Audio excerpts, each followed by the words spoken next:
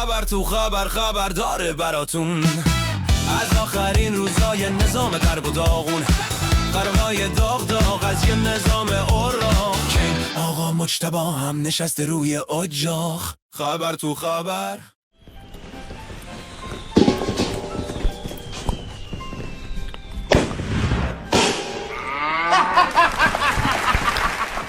این هفته خبر تو خبر داره براتون از نوه خمینی ملعون که وسط جنگ سخت نگران جنگ نرمه. قدرت نرم ما دلهای مردمه، حضور مردم در صحنه است. از امروز تا پایان جنگ بر همه واجب عینی است که در صحنه باشن، در مساجد باشن. امام یک شجره ای را نشوندن به نام بسیج. البته خبر نداره که الان بابا بزرگ دجالش جز سوژه های جوک های فضای مجازی هیچی دیگه نیست.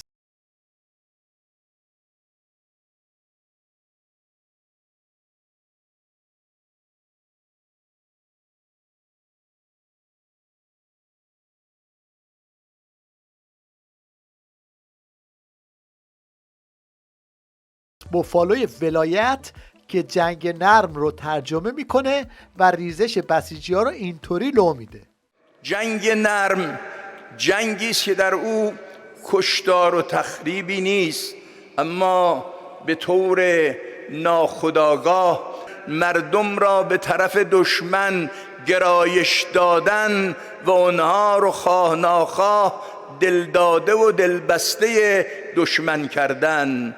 این جنگ نرمه. پاسدارا هم برای اینکه خطر جنگ نرم رو از سرشون رد کنن آویزون هوش مصنوعی شدن و از این کلیپ ها درست میکنن.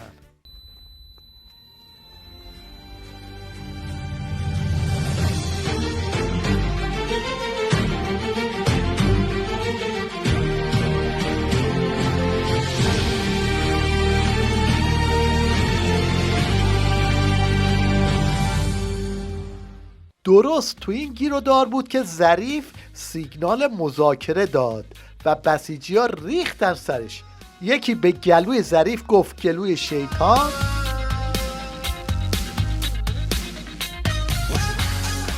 یه عده اینطوری شعار مرگ بر ظریف و روحانی دادن.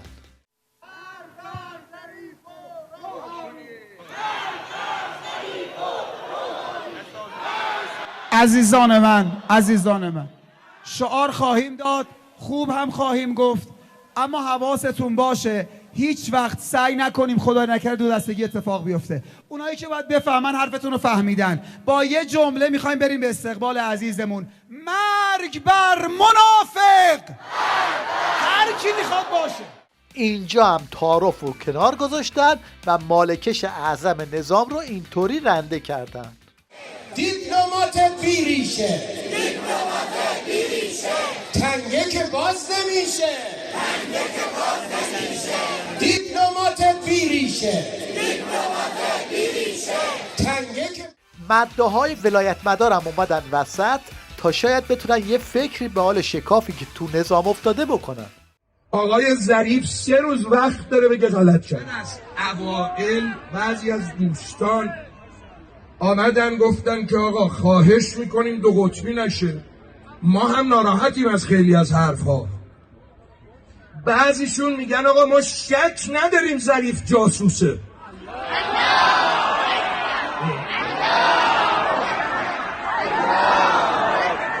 کار به جایی رسید که مجریای تیوی ریش جنگ و دعواهای داخلی نظام را اینطوری برملا کردن: بریم ارزم به حضورتون میدون نبوت، بریم میدون منیریه، هر جا که شما میگید شما رو میفرستیم بالا.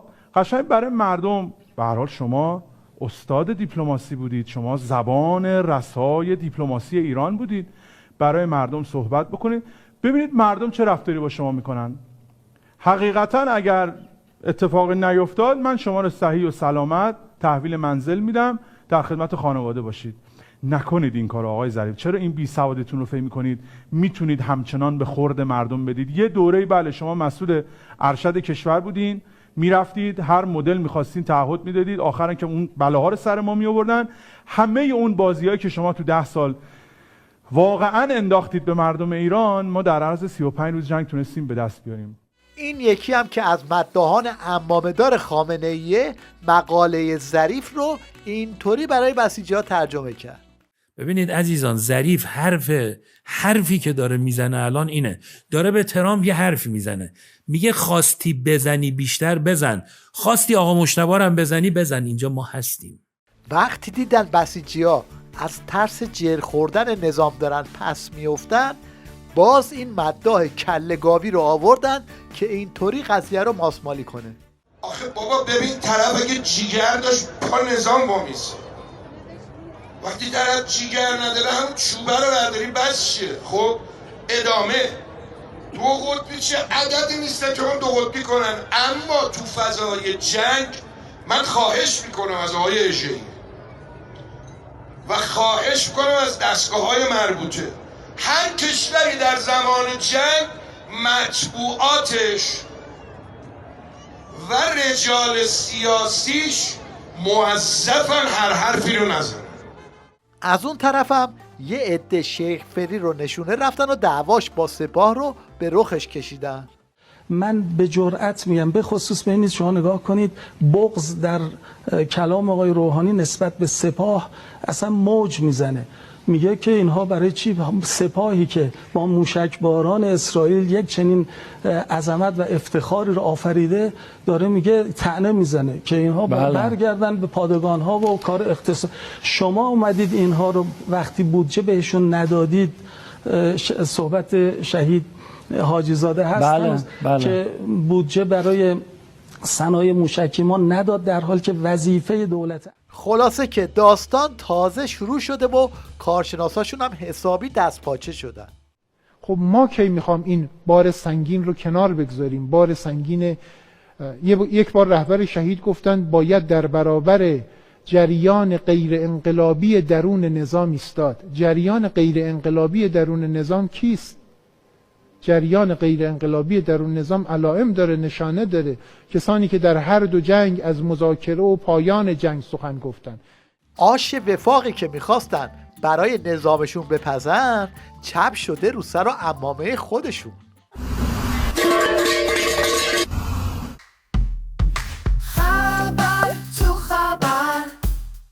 مشنگستان این هفته رو با جلز و ولز این حجت الاسلام قارقارک شروع میکنیم که از زمزمه های مذاکره تو نظام میگه. فرض کن فردا میخوایم فرضی مذاکره، خیلی باید هوشیار بود که این شیادهای دغلکار و این حقه‌بازهای مردم فریب شما رو فریب ندن. این یکی هم نگران آشولا شدن عبای ولایته. هر روز دروغی را منتشر میکنند. با کسی مذاکره کرده؟ هر روز شخصیتی که در میدان از یک طرف تهدید اون را لحظه به لحظه در انتظار شهادت نشونده، از طرف دیگر کاری میکنند تا این جبهه سیاست متفرق شود. این وسط هم یه عدم ریششون رو به ریش مجتبی گره میزنن که اصلا معلوم نیست کجاست. هیچ کس نباید از پایان جنگ حرف بزنه، هیچ کس نباید برای سرنوشت جنگ پیش خودش تصمیم بگیره. مملکت صاحب داره، بزرگ و کوچک داره، رهبر داریم، رهبر بزرگوار ما هرچی گفت، همه باید حول ولایت وحدت و انسجام خودمون رو، وحدت صف، وحدت کلمه خودمون رو باید در مقابل دشمنان حفظ بکنیم. از اونجایی که کسی حرفای این آخوندا درباره ادامه جنگ رو گوش نمیده، طبق معمول رفتن سراغ پرستوها.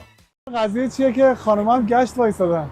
والا من خیلی پیگیر بودم که ما یه کار جهادی انجام بدیم، یه پرچم می‌گرفتیم دستمون تو خیابون، دیگه اومدم کار جهادی انجام بدم. شما مطلع هستید که همین ایستا رو الان با پهپاد اینا می‌زدن؟ بله مطلعم. الان مثلا صدای پهپاد داد چیکار کنی؟ بهتون گفتن چیکار کنی؟ نه من واقعا نمیدونم بعد چیکار کنم.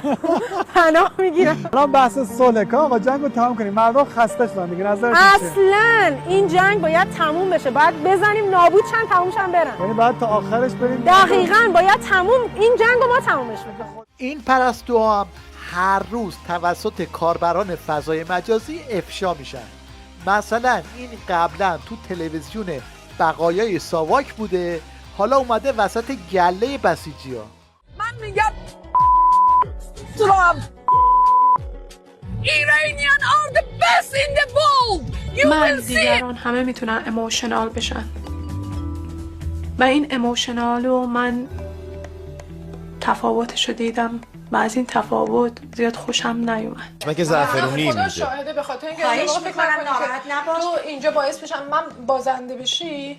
نه عزیزم دوست ندارم بشم. نه از اون طرف نبودن کینگ مجتبی بدجوری حال و روز بسیجی‌ها رو پریشون کرده. به همین خاطر مجبور شدن اینو بیارن اینطوری خرفهمشون کنه. اطلاع دقیق دارم که رهبر معظم انقلاب حضرت آیت الله آقای سید مجتبی خامنه‌ای مدظله العالی ارتباطاتی رو در محیط کاری کشور برقرار کردن و ارتباط دارن.